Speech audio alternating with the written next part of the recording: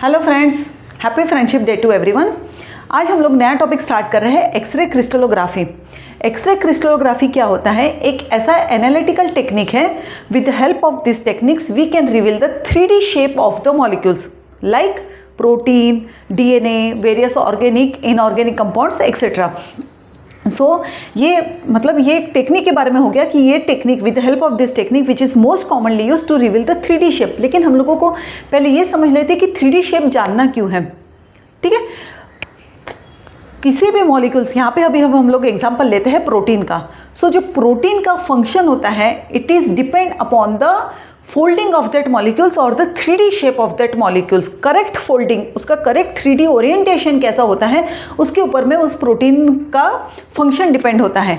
कुछ any minor changes, कोई amino acid misplaced हो गया है, there is a deletion of any amino acid, या कुछ भी कोई रीज़न हो जिसकी वजह से अगर उसकी फोल्डिंग हैम्पर हो रही है, so it will affect the function of that proteins. And if that protein it is the enzymes और it is the cell receptors, ठीक है, तो उसकी वजह से वो पूरा पाथवे फिर हैम्पर हो जाता है and it can lead to the disease like various neurodegenerative diseases होती है, जैसे कि अल्जाइमर डिसीज़ है, पार्किंसन डिसीज़ है, प्रायोन्स रिलेटेड है। तो ये जो डिसीज़ होती है ये मिस फोल्डिंग ऑफ प्रोटीन की वजह से होती है।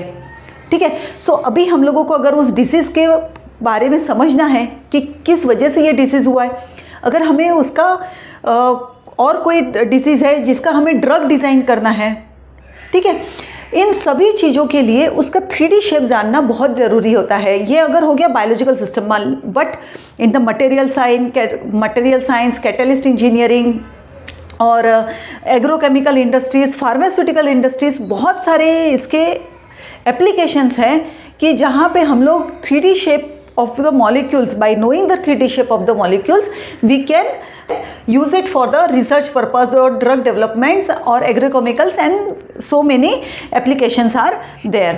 ठीक है, for that there are many other techniques like NMR spectroscopy, cryo electron microscopy, बहुत है, लेकिन उसमें से भी जो मोस्ट कॉमनली और वाइडली यूज है वो है एक्सरे क्रिस्टलोग्राफी टेक्निक्स। एक बात मैं बता देती हूँ कि आप ना ये सिर्फ समझ लीजिए अभी कि हाउ दिस टेक्निक और इसका प्रिंसिपल्स क्या है। नोट्स जो है वो उसकी लिंक यहाँ पे डिस्क्रिप्शन बॉक्स में अवेलेबल है, तो अभी आप सिर्फ समझ लीजिए कि how this techniques actually works. जैसे ही हम लोग हेडिंग देखेंगे तो यहाँ पे हम दो चीज़ें नोटिस करेंगे, एक होता है एक्सरे और एक होता है क्रिस्टल। ठीक है, the molecule which is under study, जो मॉलिक्यूल को हमको स्टडी करना है, it should be present in the crystalline form, इसलिए यहाँ पे क्रिस्टलोग्राफी, और जो सोर्स यूज़ होता है यहाँ पे वो है एक्सरेज। ठीक है, तो इसलिए इस टेक्निक का नाम दिया एक्सरे क्रिस्टलोग्राफी। अब एक्सरे, भाई एक्सरेज की जो वेवलेंथ होती है वो है 0.1 to 10 एंगस्ट्रॉम। ठीक है, wavelength of X ray it is a range in the 0.1 to 10 angstroms. और जो इंटर एटॉमिक डिस्टेंस होता है, जो क्रिस्टल है, सपोज ये उसके एटम्स हैं, तो ये जो इंटर एटॉमिक डिस्टेंस होता है, this is in the range of 1 to 2 angstrom. So this X rays matches with the inter atomic distance of the molecules, therefore X rays are used in this techniques. ठीक है, then crystal, why crystal? Crystal क्या होता है? Because of the formation of the crystal of the molecule under study, तो crystal में होता है regular repeating arrangement of the atoms. इस तरह से हमको रिपीटिंग अरेंजमेंट, एटम्स की रेगुलर रिपीटिंग अरेंजमेंट्स मिलती हैं। इसकी वजह से क्या होता है कि जब एक्सरे क्रिस्टल पे स्ट्राइक होती है, इस एटम के इलेक्ट्रॉन के साथ वो इंटरैक्ट होती है और उसके बाद में वो स्कैटर्ड या डिफ्रैक्टेड होती है, और वो डिफ्रैक्टेड रेज, ठीक है, incoming rays, after interacting with the atoms of the molecule under study, it interacts with the electrons of that atoms. After interacting with the electrons, these X-rays will be diffracted or the scattered. और वो scattered raise फिर हम लोगों को diffraction pattern मिलता है, फिर हम लोग कंप्यूटर पे उसका एनालिसिस करते हैं। तो रेगुलर रिपीटिंग अरेंजमेंट होने की वजह से ये जो रेज होती हैं वो रेज एक दूसरे से इंटरफेयर होती हैं और फिर हमको एम्पलीफाइड सिग्नल मिलता है। ये जो कंसेप्ट है अभी हम लोग थोड़ी देर में देखेंगे। तो इसकी वजह से जो मॉलिक्यूल होता है वो अगर क्रिस्टलाइन फॉर्म में रहा तो हम will get the better diffraction patterns. So that's why the X-ray and the crystal is used here. Crystal जो होता है उसका before starting the method, crystal मतलब जैसे अगर हम लोग प्रोटीन की बात कर रहे हैं तो प्रोटीन का पहले प्यूरिफिकेशन किया जाता है, then it will convert into the crystalline form, उसका जो स्टेप्स होता है, और उसके बाद में हम लोगों को जो फाइनली मॉलिक्यूल्स है which is under the study we will get in the crystalline form. ठीक है, ये हो गया। अब हम लोग उसका हिस्ट्री देखेंगे। तो अगर हिस्ट्री की बात करें तो in the year 1913 W.L. Bragg और W.H. ब्रैग, फादर सन डियो, जिन्होंने इस टेक्निक को स्टडी किया और एक ब्रैग्स लॉ फॉर्मुलेट किया, और वो फिर ब्रैग्स लॉ फिर यूज़फुल होता है ये क्रिस्टलोग्राफी टेक्निक में to understand the inter atomic distance diffraction patterns, ये स्टडी करने के लिए यूज़ होता है। तो इन 1930 W.L. Bragg and W.H. Bragg, जिन्होंने बाद में ब्रैग्स लॉ बनाया। और एक अगर देखा जाए तो अर्ली 1950 में रोजालिंड फ्रैंकलिन ने जब डीएनए का स्टडी कर रही थी थ्रू एक्सरे क्रिस्टलोग्राफी, तो एक फ़ोटो कैप्चर किया जिसे हम लोग कहते हैं iconic photo 51 which is captured by Rosalind Franklin in the early 1950। और वो photo that photo 51 that has become the basis, उस बेसिस पे बाद में बैटसन और क्रिक ने ये आइडेंटिफाई किया कि डीएनए का ये डबल हेलिकल स्ट्रक्चर होता है। और इसके भी और काफ़ी भी ऐसे एग्जांपल हैं जहाँ पे एक्सरे क्रिस्टलोग्राफी यूज़ होती है in the scientific breakthrough, बहुत सारे रिसर्च पर्पस में इसका यूज़ हुआ है। So that's why this technique is very important to study.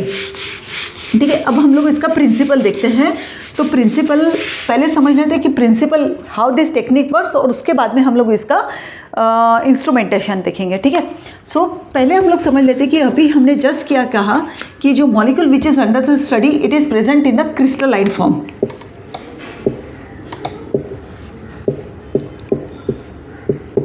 Crystalline form में होने की वजह से यहाँ पे एटम्स का ऐसा जस्ट अभी हमने मेंशन किया था कि regular repeating arrangement of the atoms are present here. X-ray from the source it will strike here, जो एक्सरेज होती है it is present in the form of the waves, it will strike on the atoms, after striking it will interact with the electrons of that atoms, after interacting will get the diffracted rays।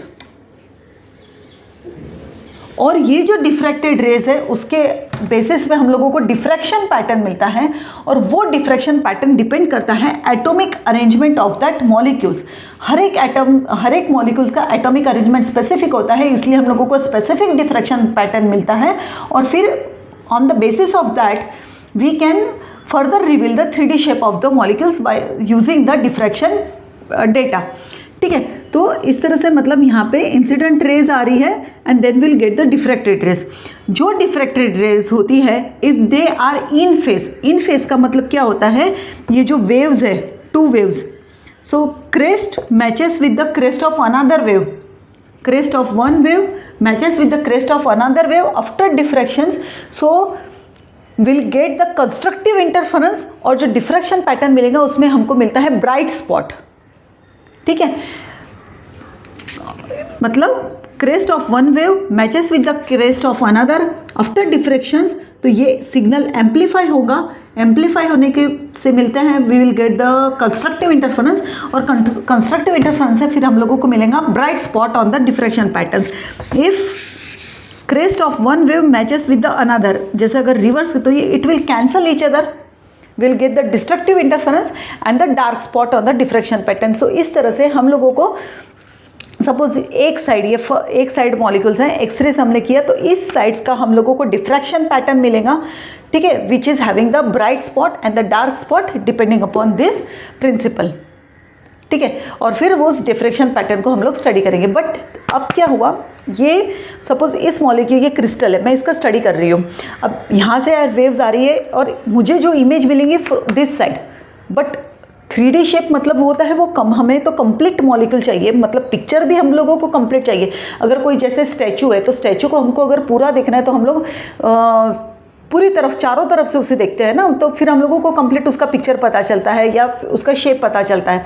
उसी तरह से अगर जो crystal है तो ये तो सिर्फ एक ही साइड का स्टडी हुआ, फिर उसको क्रिस्टल को रोटेट किया जाता है इन डिफरेंट ओरिएंटेशन, ठीक है।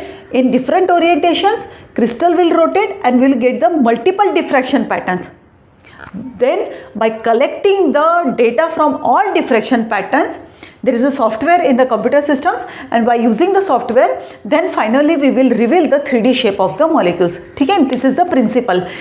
क्रिस्टलाइन फॉर्म में regular repeating arrangement of the atoms का रेगुलर रिपीटिंग अरेंजमेंट होता है, एक्सरे उस पर स्ट्राइक होती है, एक्सरे स्ट्राइक होने के बाद में it interacts with the electrons of that atoms after diffractions. If they are diffracted waves are in phase, constructive interference, bright spot on diffraction patterns.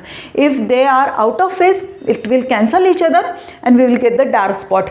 But this is the just a one side to reveal the 3D shape. पूरा multiple orientation से, various different orientation से हम लोगों को multiple diffraction pattern मिलेगा, and then by collecting all data in the computer systems we can reveal the 3D shape of the molecules based on the electron density map, ठीक है। ये हो गया उसका प्रिंसिपल। बहुत सारी क्रिस्टलोग्राफी की टेक्निक है, जैसे सिंगल क्रिस्टल मेथड जो सबसे ज़्यादा मोस्ट कॉमनली यूज है for the high resolution of data, powder method जहाँ पे क्रिस्टल को आइसोलेट करना डिफ़िकल्ट हो जाता है, जैसे फार्मास्यूटिकल सैंपल में, तो वहाँ पे पाउडर मेथड है। उसके बाद में एक फाइब्रस मेथड है। फाइब्रस मेथड में जैसे कि लॉन्ग फाइबर है डीएनए का, तो उस समय फाइब्रस मेथड यूज़ होती है, बट सिंगल क्रिस्टल मेथड ये मोस्ट कॉमनली यूज टेक्निक है, ठीक है। एक समझ लेते हैं हम लोग ब्रैग्स लॉ। ब्रैग्स लॉ अभी हम लोगों ने क्या देखा था, कंस्ट्रक्टिव इंटरफेरेंस, तो उसको मैथमेटिकली एक्सप्लेन करने के लिए जो फॉर्मूला दिया वो Bragg's father son duo, and that formula is n lambda is equal to 2d sin theta, and this is known as a Bragg's law, where n is the order of reflection, lambda is the wavelength, d is the interatomic distance। ये एक plane हो गया, ये second plane atoms का, तो ये जो distance है that distance is d, and the theta, ये जो एंगल है, angle of incidence is the theta. So constructive interference को मैथमेटिकली एक्सप्लेन करेंगे with the help of this law, that is the Bragg's law. अब हम लोग देख लेते हैं इसका इंस्ट्रूमेंटेशन। इंस्ट्रूमेंटेशन में सबसे पहले होता है source of X-rays, X-ray source.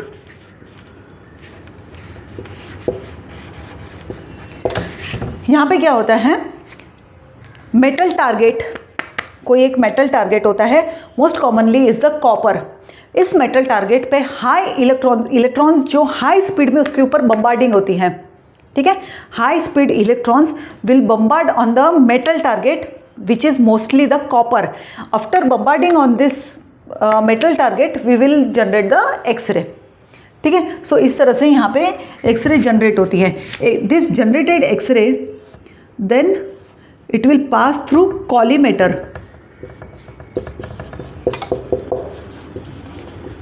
Collimator से जाने के बाद में हम लोगों को मिलती है narrow beam, and this narrow beam of X-ray which is useful for the accuracy, ठीक है। उसके बाद में होता है क्रिस्टल। सॉलिड क्रिस्टलाइन फॉर्म में सैंपल प्रेजेंट होता है। The molecule which is under the study it should be present in the solid crystalline form. This crystal it is a molecule which is under study. इस crystal को mount किया जाता है sample holder पे, और जिसे कहते हैं goniometer.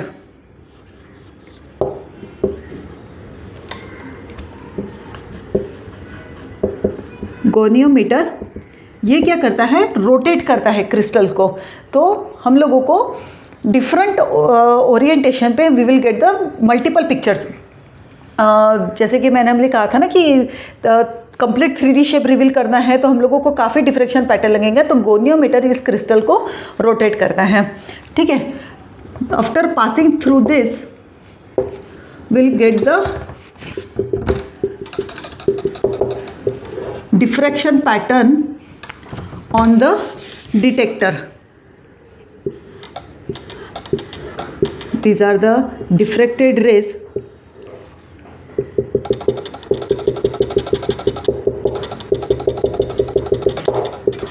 like bright spot, dark spot, having the bright spot, dark spot, that type of the diffraction patterns we will get on the detector. And finally, after getting the multiple diffraction patterns, by collecting the different diffraction patterns, we'll analyze using the software, and finally then we'll reveal the 3D shape of that molecules which is under study, so in a computer system. Okay, source of X-rays. After from the source of X-rays, X-rays will pass through collimator. Collimator will narrow the X-ray beam for accuracy. Then it will fall on the crystal.